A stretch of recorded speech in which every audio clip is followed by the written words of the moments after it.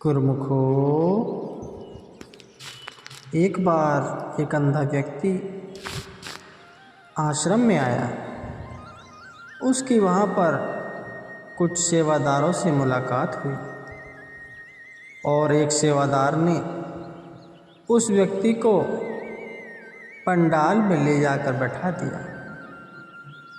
उसने बाबा जी का पूरा सत्संग सुना और सत्संग सुनने के बाद वह उस सेवादार से कहने लगा कि मुझे आपके गुरु जी से मिलना है, कृपया आप अपने गुरु जी से मुझे मिलाएं।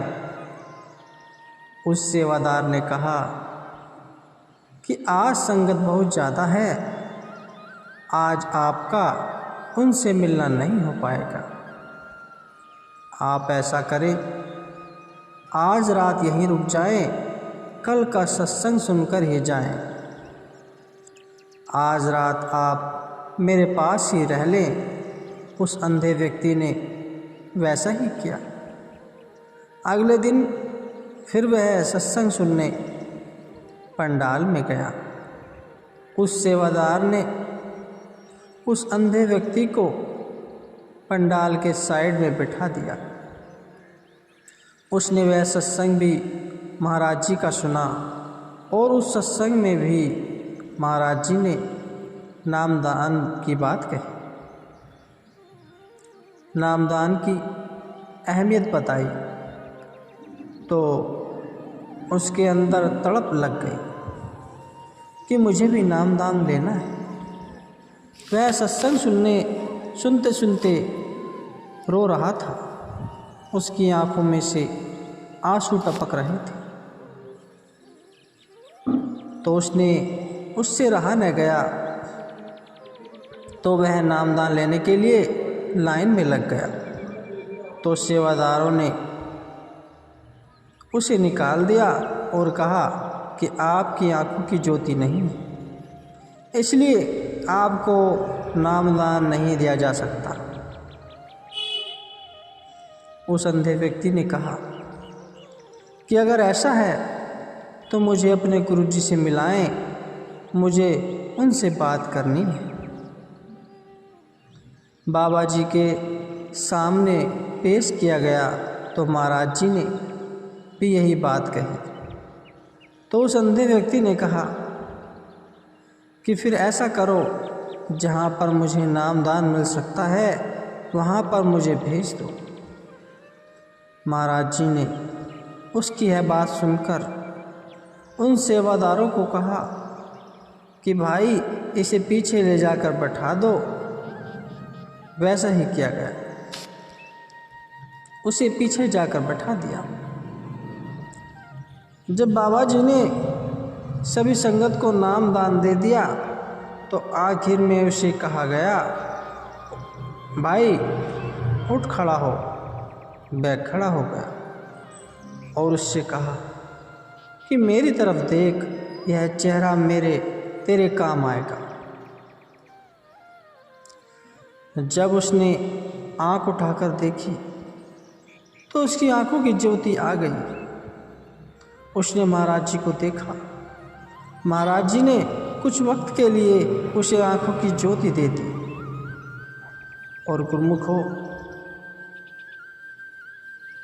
जो गुरु बाहर की ज्योत दे सकता है, अंदरूनी ज्योति भी दे सकता है। कुछ अभ्यास करने के बाद वह अंधा व्यक्ति ज्ञान को प्राप्त हुआ। उसकी अंदर की आंख भी खुल गई। उसने सब जान लिया। तो जब वह एक बार महाराज जी का सत्संग सुनने दोबारा आया तो सत्संग सुनते सुनते बीच में खड़ा हो गया और कहने लगा, महाराज जी मुझे आपसे अर्जी करनी है, कृपया मेरी बात सुने। महाराज जी ने कहा कि भाई इतनी जल्दी क्या है, बैठ जा। लेकिन कुछ देर बाद वह फिर खड़ा हो गया और कहने लगा, महाराज जी रहा नहीं जाता, मुझे बात करनी है। महाराज जी ने कहा कि ले भाई चला, ले जो तुझे बंदूक चलानी है। सारी संगत को कहने लगा, मेरे भाई बहनों, यह कोई इंसान नहीं है, यह पूर्ण संत गुरु रब है। इंसान मत समझना। मैं आपको अपनी कहानी बताता हूँ। मैं पिछले जन्म में एक चील था जो कि आश्रम के पास एक वृक्ष पर रहता था, और आश्रम के कुछ सेवादार वृक्ष के नीचे लंगर खाकर चले गए और टुकड़े मुझे दे गए। जो टुकड़े बचते थे वो मैं खा लेता था। खाने के बाद उड़ारी भरी तो एक रेलवे लाइन पर एक कुत्ता जो कि घायल पड़ा हुआ था, तो मैंने देखा कि मुझे मांस मिल गया, क्योंकि हम चील जात को मांस बहुत पसंद होता है।